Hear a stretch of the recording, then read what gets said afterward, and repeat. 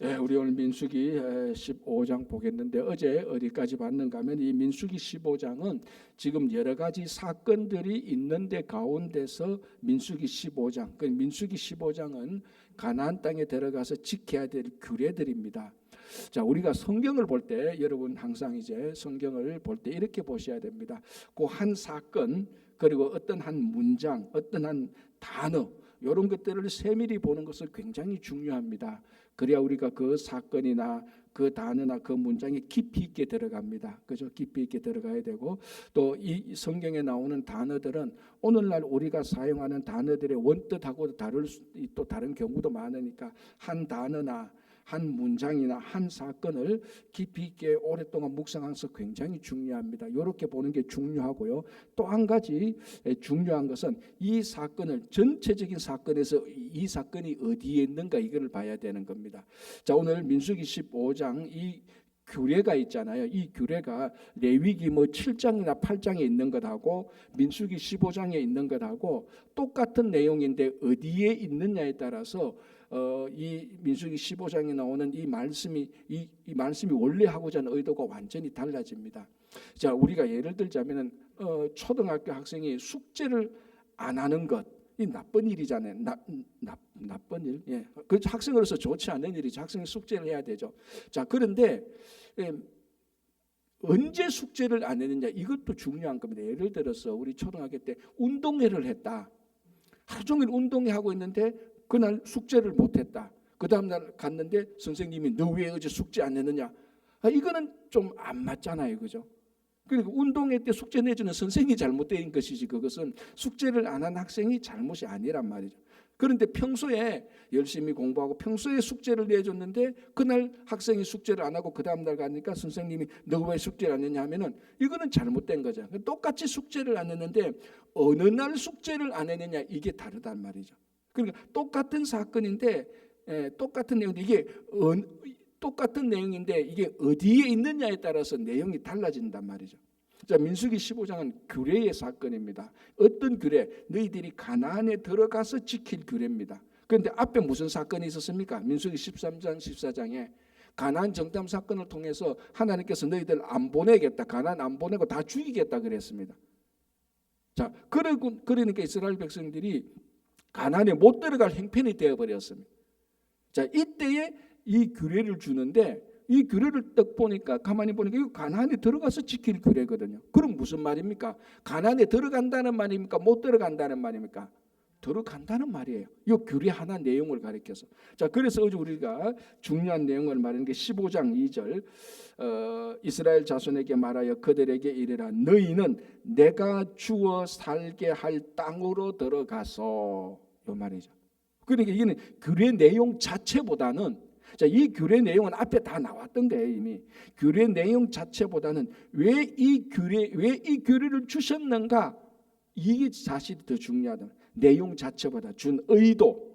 그래서 오늘 우리가 이제 처음 읽었던 15장 17절 여호와께서 모세에게 말씀하여 이르시되 이스라엘 자손에게 말하여 이르라 너희는 내가 인도하는 땅에 들어가거든. 그러니까 이 15장 이 규례를 딱 들었을 때 이스라엘 백성들이 한숨을 놓는 거예요. 야, 우리가 들어갈 수 있겠구나 땅에. 다 죽을 줄 알았는데 하나님께서 우리 다음 세대는 들어가게 하는구나. 그리고 요수아와 갈렙은 들어가는 이제 일들이 일어나는 것이죠, 그죠? 자, 그래서 이 민수기 15장에 갑자기 툭 튀어나온 이 규례 내용 자체보다는 이때 주어진 규례의 의미, 이스라엘 백성들이 약속의 땅으로 들어간다라는 것입니다.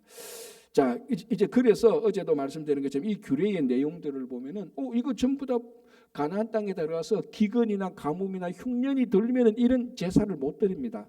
그러니까 기근이나 흉년이나 가뭄 같은 것이 없고 풍성하게 살아야 드리는 제사의 내용들입니다. 그럼 또 뭘 할 수 있죠?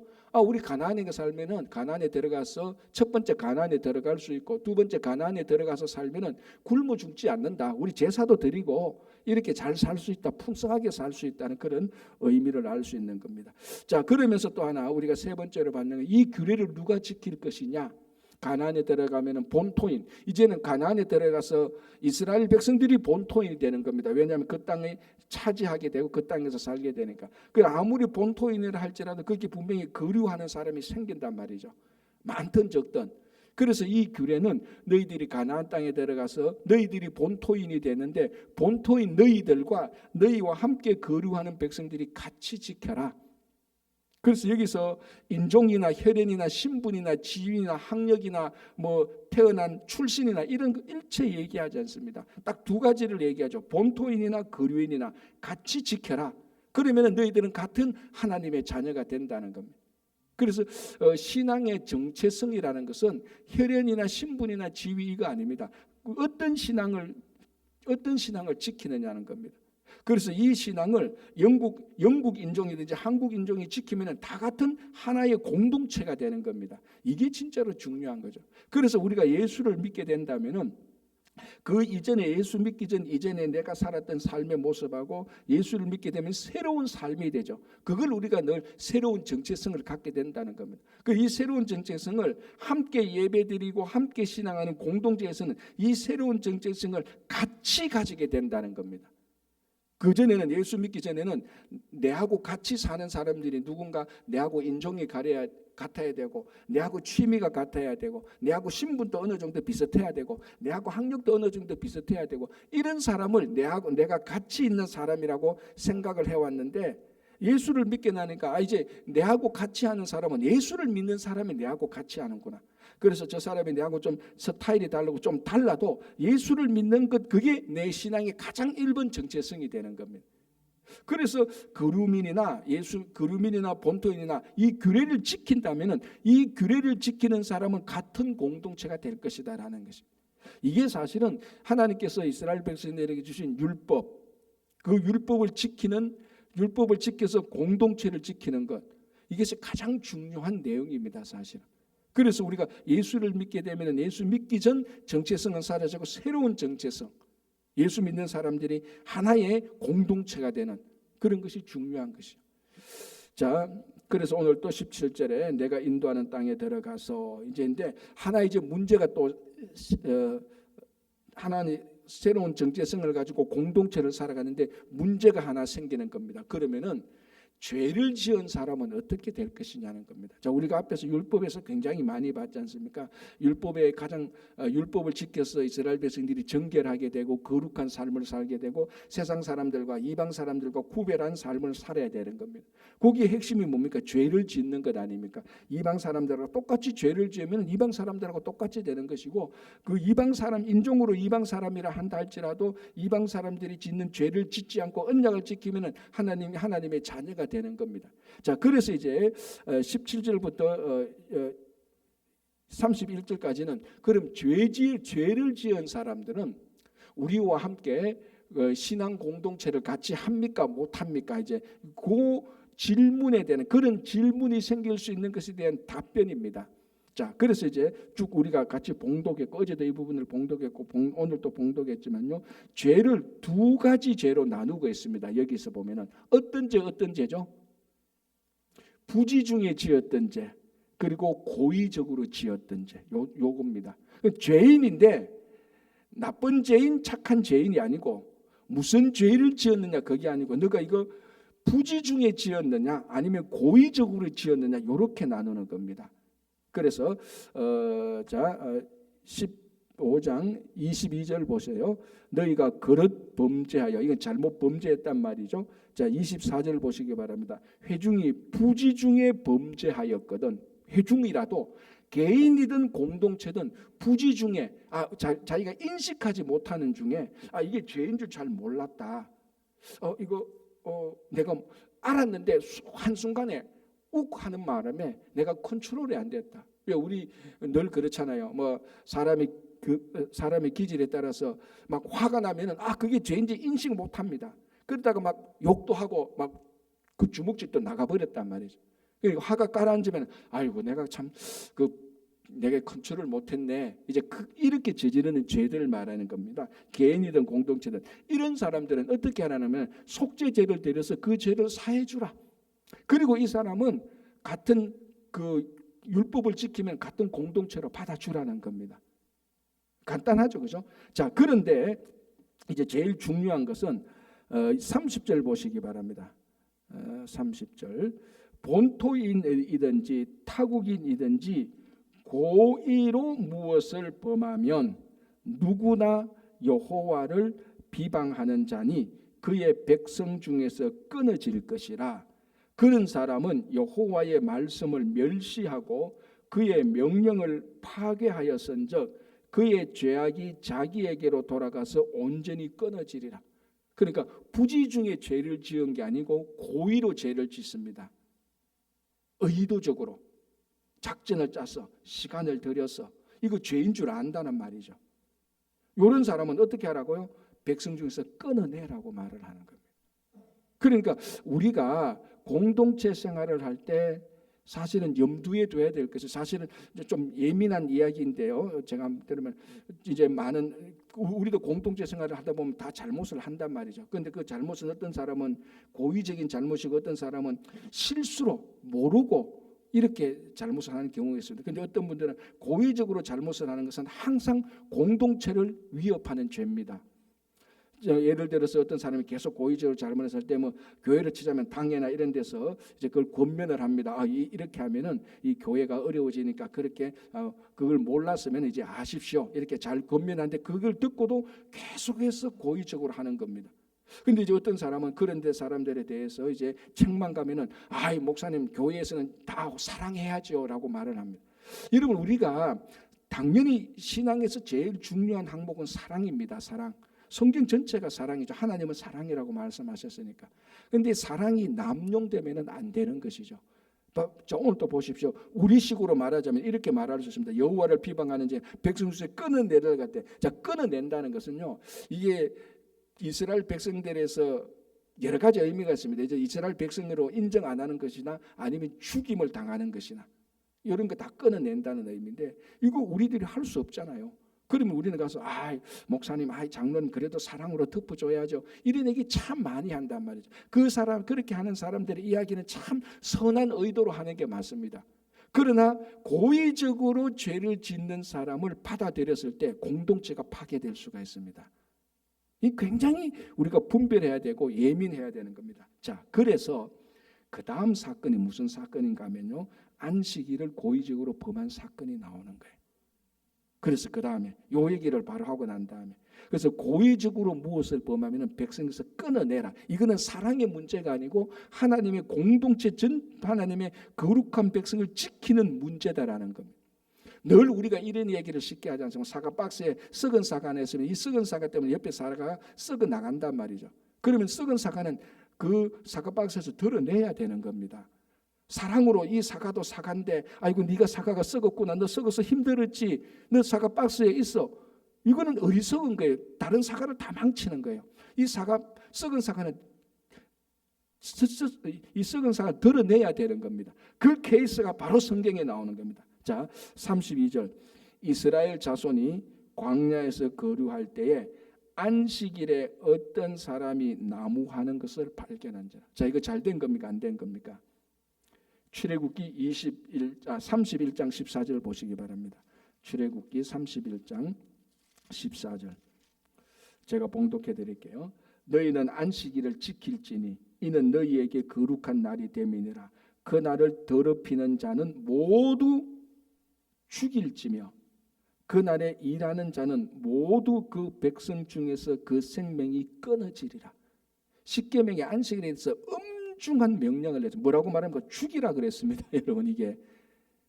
그리고 중간중간에도 우리 안식년도 나왔죠. 희년도 나왔죠. 이거 전부 다 안식 개념이거든. 계속해서 안식에 대해서 말하고, 우리가 주일날 느헤미야를 지금 에스라 느헤미야를 하지 않습니까? 여기서도 중요한 범죄가 안식일을 범하는 거예요. 율법을 지키지 않습니까? 그래서 안식일을 범한다는 것은 부지 중에 짓는 죄입니까? 아닙니까? 부지 중에 짓는 죄가 아니에요. 고의로 짓는 죄입니다. 자, 오늘도 보십시오. 케이스가 나무를 한단 말이죠. 자, 이스라엘 백성들이 안식일을 지키라는 말을 안 들을 백성들이 없습니다. 그리고 나무를 한다는 게 이게 모르고 아차 화가 나서 나무 하는 겁니까? 자, 우리가 화가 나서 그 계명을 안다 할지라도 화가 나서 욱해서 막 주먹을 칠 수 있습니다. 그걸 절제를 못해서. 그런데 이게 산에 가서 버젓이 나무 하는 것은 이건 나무 한 번 하고 치우는 게 아니라 나무 하려면 몇 시간 걸린단 말이죠. 나무를 하려고 하면 도끼나 망치나 뭐 도구를 가지고 가야 되고 나무를 해야 되고 가서 가지고 와야 된단 말이에요. 이거는 부지 중에 짓는 죄가 될래야 될 수가 없습니다. 이거 알고 의도적으로 지었단 말이에요. 고의적으로 지었단 말이죠. 자, 보십시오. 그래서 33절에 그 나무하는 자를 발견한 자들이 그를 모세와 아론과 온 회중 앞으로 끌어왔다. 이거 안식을 범했단 말이죠.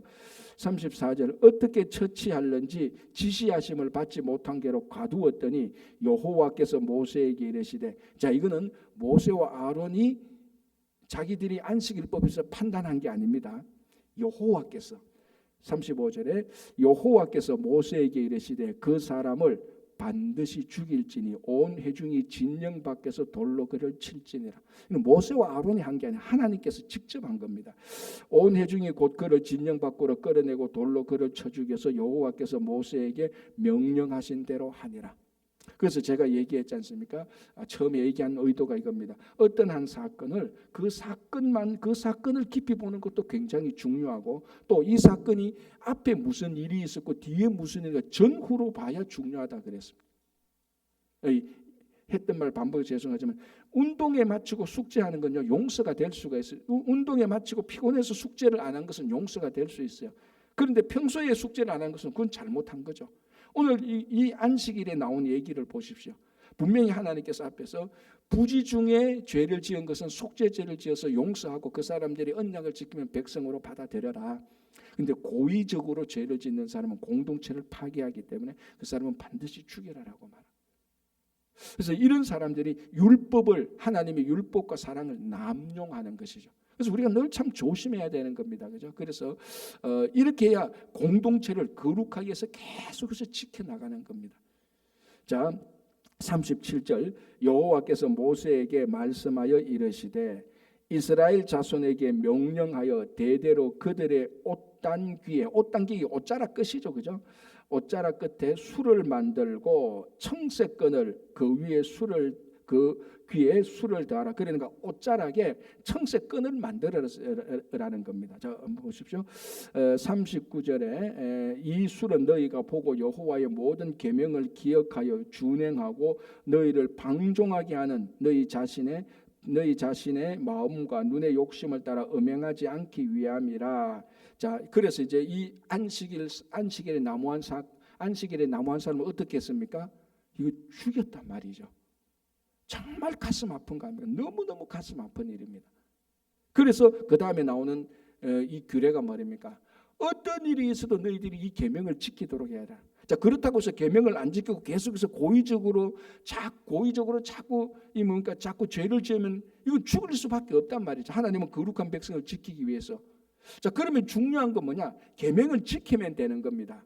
그래서 계명을 지킬 수 있도록 계명에 대한 계명에 지키는 게 각성할 수 있도록 장치를 마련합니다. 옷자락에 술을 만들어라는 겁니다. 여기 히브리어로 치치트라는 겁니다. 치치트. 지금도 저 버루클린에 가면은 유대인들이 입을 때 그거 하고 기도하는 어깨 숄에 보면 치치트를 만듭니다. 여기에 이제 그 5개 매듭이 있고 8줄로 만드는 겁니다.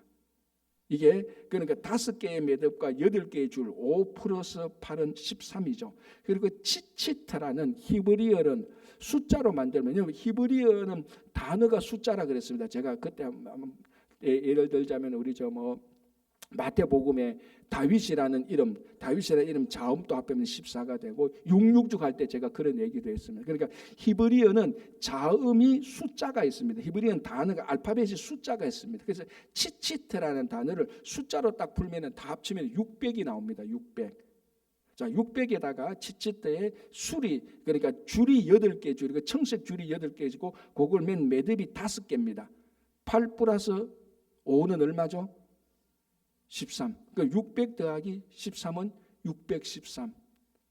여러분 유대인 그 토라에 의하면 유대인 탈무드에 의하면은 구약의 계명이 몇 개로 만들어 놨죠?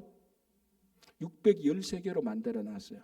이스라엘 백성들이 이 구약을 다 우리가 지켜야 될 걸 613개다. 그 다 적어놨어요. 613개 계명. 그 가운데 하지 말라는 게 365개입니다.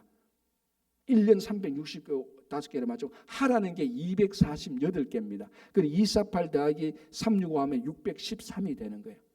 그러니까 이 치치트라는 것이 이게 술을 만든 이스라엘 그렇게 만들어서 610 그러니까 그 청색끈을 보면은 옷자락에 달인 술을 보면은 청색으로 만들어놨으면 눈에 잘 띄도록 청색으로 만들어놨는데 그걸 볼 때마다 613개의 계명을 기억하라. 그래서 고의적으로 죄를 범하는 것을 방지하라. 왜? 고의적으로 죄를 지면 죽으니까 그 죽음을 방지하기 위해서 고의적으로 죄를 짓지 못하도록 사람의 옷을 보면 옷자락마다 그거 다 그러니까 사람을 볼 때마다 뭘 생각합니까? 사람을 보면서 옷자락에 이 술, 치치트를 안 볼래야 안 볼 수가 없죠. 그 치치트를 볼 때마다 뭡니까? 저 하나님의 말씀이다. 내가 하나님의 말씀을 의도적으로 지금 고의적으로 범하고 있는 것이 무엇인지 생각나게 하라는 거. 그래서 요거를 그래서 보십시오. 39절에 이 수를 너희가 보고 여호와의 모든 계명을 기억하여 준행하고 갈로 해놓으면은 고의적으로 짓는 죄를 범하여서 죽는 것을 방지하게 하기 위하여 이 말이죠, 그죠? 준행하고 너희를 방종하게 하는 너희 자신, 방종하게 하는 자신의 마음이 풀리지 않습니까? 그 계명이 없으면요, 사람은요 계명이 없으면 방종하게 됩니다. 하나님의 말씀이 없으면요 자기 말 따라가는 겁니다. 그래서 제가 가끔 마태, 마가, 누가, 요한 사복음서가 없으면 우리는 무슨 복음대로 삽니까? 내가 복음대로 산다 그랬지 않습니까? 그러니까 하나님의 사람은요 아무리 성숙해도요 이 하나님의 계명이 없으면요 그 계명이 없으면 자기 계명 자기가 만든 계명대로 살아갑니다. 그러니까 세상 사람하고 예수 믿는 사람하고 중요한 차이가 뭡니까? 우리는 하나님의 말씀을 따라가고 세상 사람들은 자기 신념 따라 살아가는 겁니다. 그래서 이 치치트를 보면서 하나님의 말씀을 생각나게 하고 내가 뭘 지금 어기고 있는 것이지? 이거 내가 의도적으로 이거 잘못하고 있구나. 그래서 계속해서 고의적으로 죄를 범하지 않도록 하기 위해서 이렇게 세팅을 해놓은 겁니다. 그렇죠? 그래서 너희를 방종하게 하는 너희 자신의 마음과 눈의 욕심을 따라 마음과 눈은 항상 일치되어 있습니다. 무엇을 보느냐에 따라서 마음이 동요되고 마음에 무엇이 있느냐에 따라서 뭘 보게 됩니다. 그 구두 닦인 눈에는 구두만 보인다는 그거하고 똑같은 거예요. 마음에 구두만 있으니까. 그래서 마음과 눈의 욕심을 따라 음행하지 않기 위해서 이 음행이라는 것은 실제적인 음행을 말하는 것도 있고 영적 음행을 말하는 것이 있습니다. 그러니까 하나님의 말씀에서 벗어나지 않도록 탐욕에 빠지지 않도록 하기 위함이다. 그래서 40절에 그리하여 너희가 내 모든 계명을 기억하고 행하면 너희의 하나님 앞에서 거룩하리라라고 말합니다. 치치트를 보면서 옷자락에 술을 보면서 거룩한 백성으로 살도록 하나님께서 만들어 놓으신 거죠.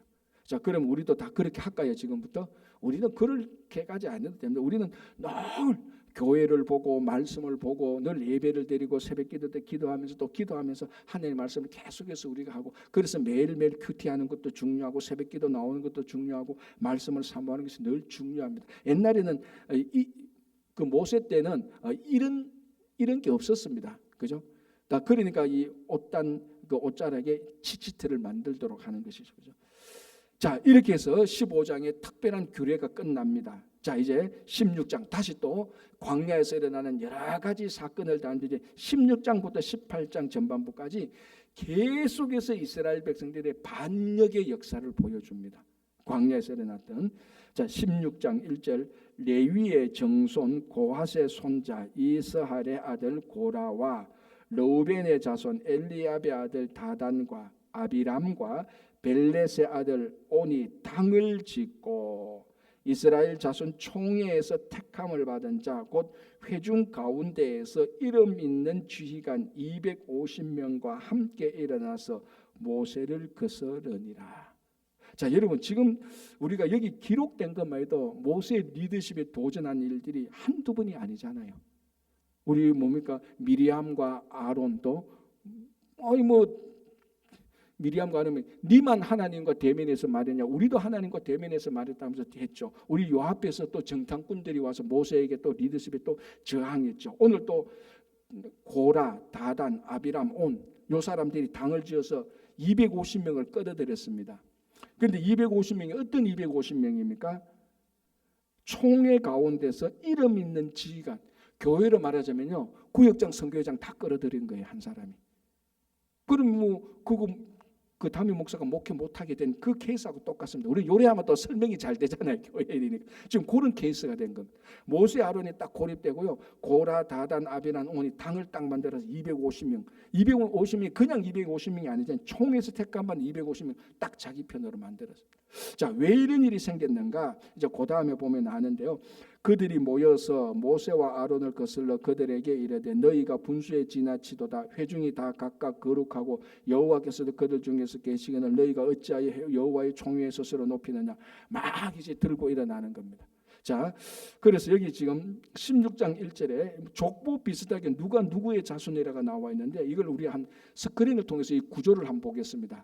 예, 강구사 한번 올려주십시오. 저게 이제 제가 레위 자손을 해서 제가 한 건지, 자, 레위 자손에게 세 명의 그 자손이 있죠. 레위 밑에, 그죠? 게르손, 고핫, 머라리. 자, 보입니까, 여러분? 잘 안 보여요? 제 위에 레위가 있고 초록색으로 게르손, 고핫, 머라리. 보입니까? 예, 보이죠, 예, 그죠? 아니, 제가 이게 잘 안 보여서 여러분이 안 보이는 줄 알고요. 자, 그래서 이제 우리가 요 세 명이 이제 레위 자손인데 중장선 고핫 자손입니다. 자, 고핫 밑에 아들이 있죠. 아므람이 있죠. 아므람, 파란색으로. 그 아므람, 이스알, 헤브론, 우시엘 있는데 아므람의 두 아들이 누굽니까? 아론과 모세입니다.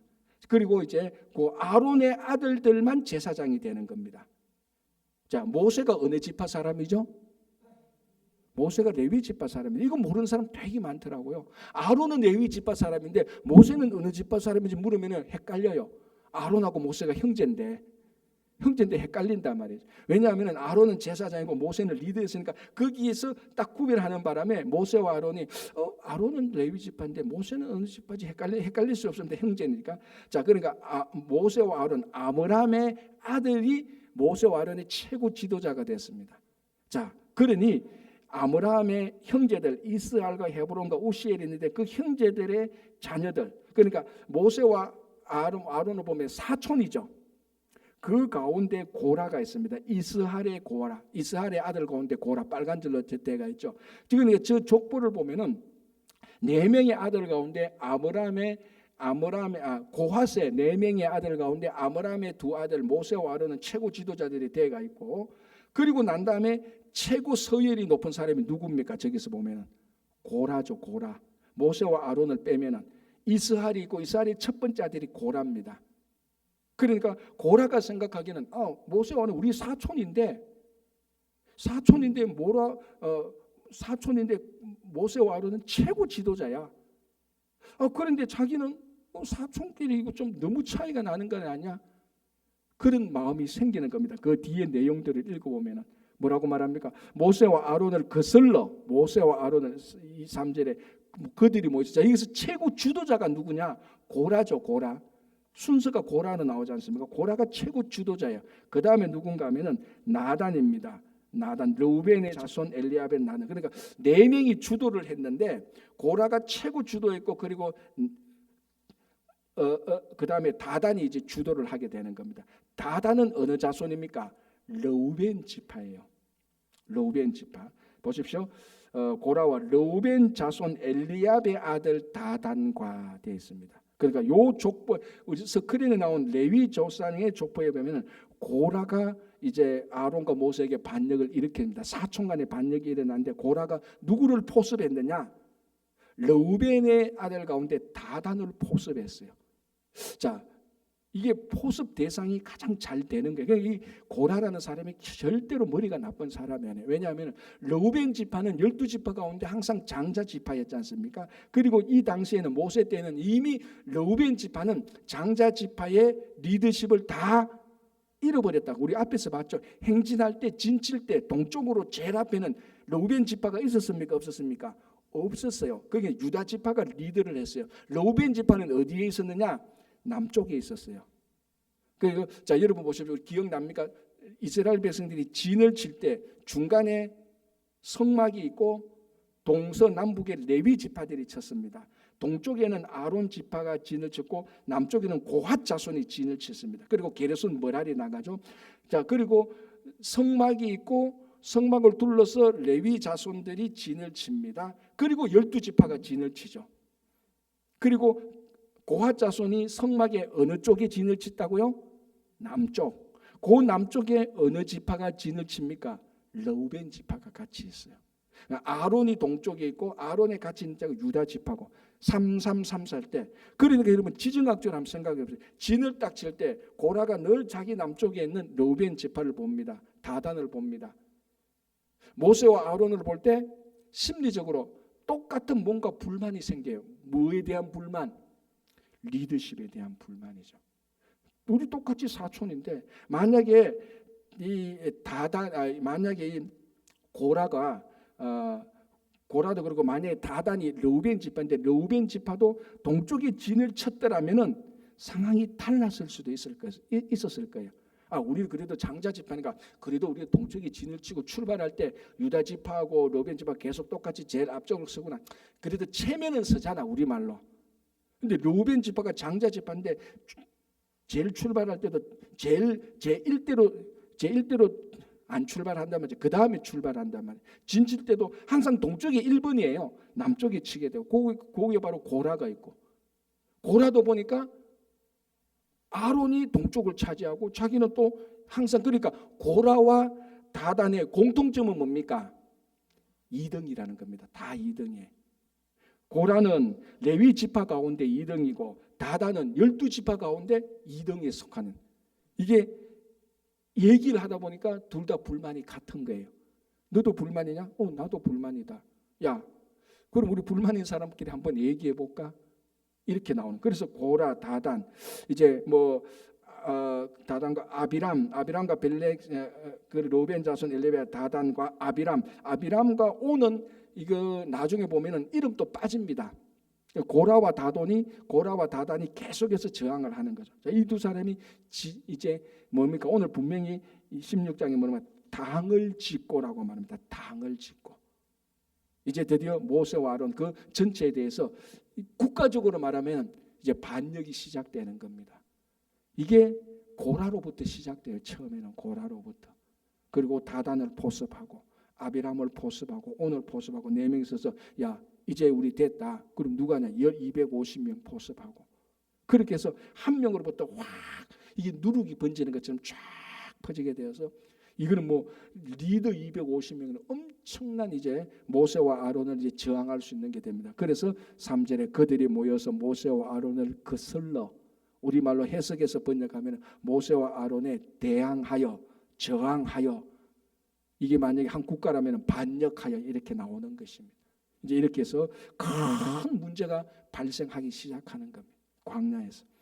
요거 이제 내일 중요한 사실 내일 우리가 이것을 다시 한번 보면서 이 가운데 하나님께서 또 어떻게 이스라엘 백성들을 지켜나가는지 이 문제를 또 하나님께서 어떻게 해결해 주신지 우리가 같이 보도록 하겠습니다.